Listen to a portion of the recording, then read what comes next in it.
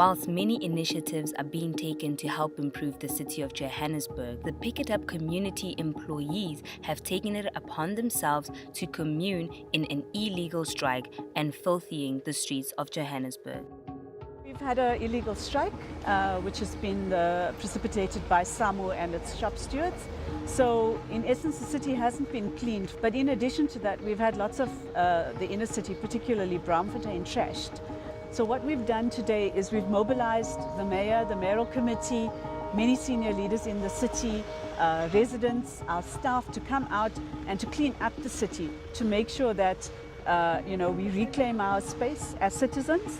We ensure that when people visit our city and they work and play in our city, that we have a city that is worthy of all of us, because we're proud of our city and we want it to be clean. I thought it was a good idea, so I requested the leadership and the mayor that can't we join the clean up as concerned residents and door beggars are saying we will keep the city clean as you talk to the employees. And I'm really grateful to those who suggested that they want to participate in ensuring that the environment is kept clean, and we continue with it, with speaking with the unions.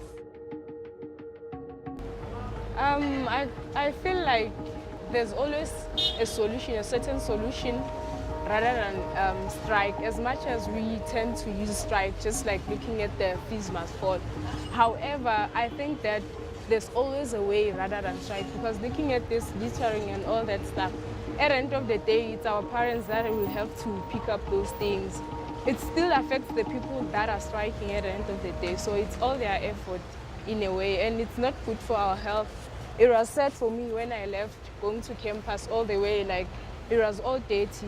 Our view as the city is that what has transpired over the past few days is most unfortunate. We think that whilst we are an organization that upholds principles of good labor relations and continuously ensure that we subscribe to collective bargaining and all sorts of arrangements, what the workers have done has been quite unfortunate, to go on an unprotected strike, to not be able to raise formally their demands with the organization, to not engage with management, and to refuse to adhere to a court order and interdict that said that they should go back to work.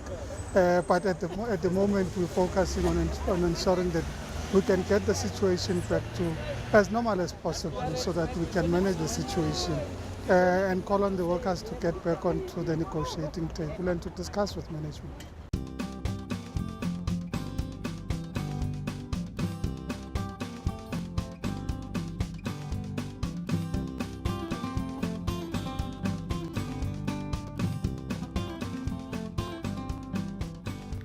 Museum Africa, one of Johannesburg's social and cultural history museums, found at Bree Street in Newtown in what was once known as the city's fruit and vegetable market, with a long block facade, towering pillars and huge interior space. The museum long-term exhibitions not only include important ethnological holding artifacts, paintings, photographs, musical instruments, and archaeological items, but is also an animated memorial to key phases of Johannesburg's past of social history, including cartoons in context. And it is through this that the text and images of the cartoons are contextualized to take tourists on an unusual journey through South African history.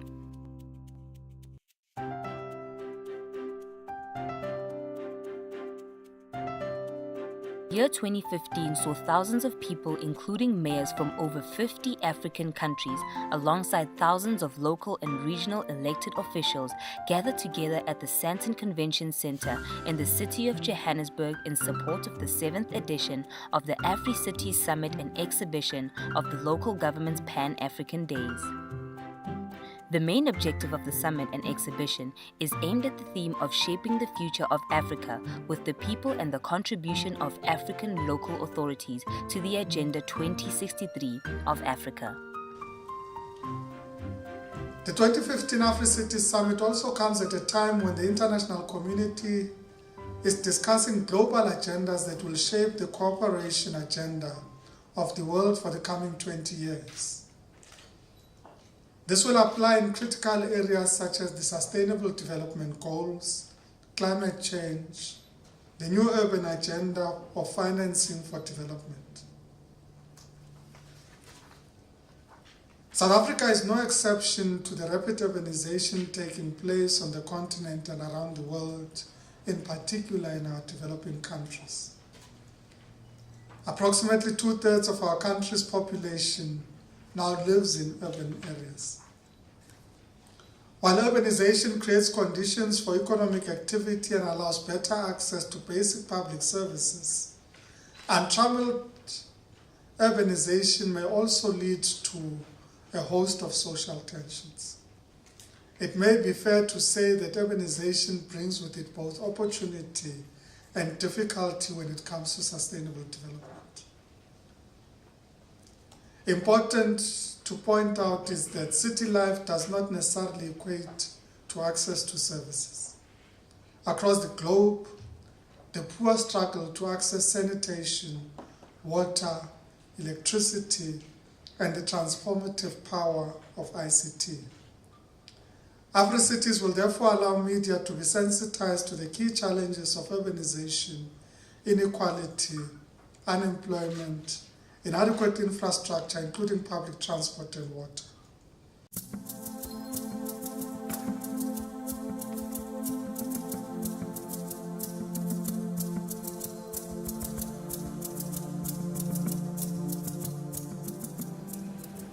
Addressing development in different regions requires collaboration, requires structured partnerships between cities and within cities. We look to this summit to help all of us to find ways to build stronger and lasting partnerships, partnerships for growth, partnership for development. Well, obviously for the city of Johannesburg, it's bringing an exposure to a number of delegates that are coming all over Africa, it's first time that they are in South Africa and the city itself, hoping that for tourism of Johannesburg, they will come back with their children and their families to add to the tourist numbers that are coming our way and our city. But also for South Africa on the political landscape, it's known as a country that hosts big events, and we are so happy that once more at the level of municipalities, here we are hosting an Africities, which is the 7th session of it here in Johannesburg, in Gauteng, and in South Africa, so that we can then continue to have this glory of being the #1 host of international events and continental events. And after it, obviously, the Chinese Africa is also coming and continuing next week.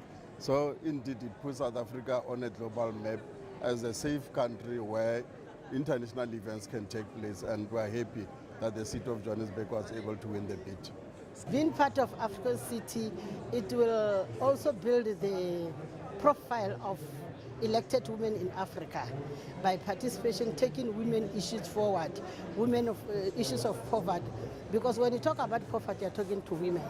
Well, we learn from each other as cities and then also as local government and municipalities on how others are doing, and then we take those points and the lessons learned we'll then share with our people after the event is gone. But for those who are participants and delegates, and then they know therefore that they will then have the cities available at themselves, hoping therefore that they will not only end up at the ICC in the convention center, they'll move out on the streets and then get to see what people can do and trade. The street trading still has to be developed better in South Africa, because in Africa, the street trading is the model of small business, and we are not as yet there.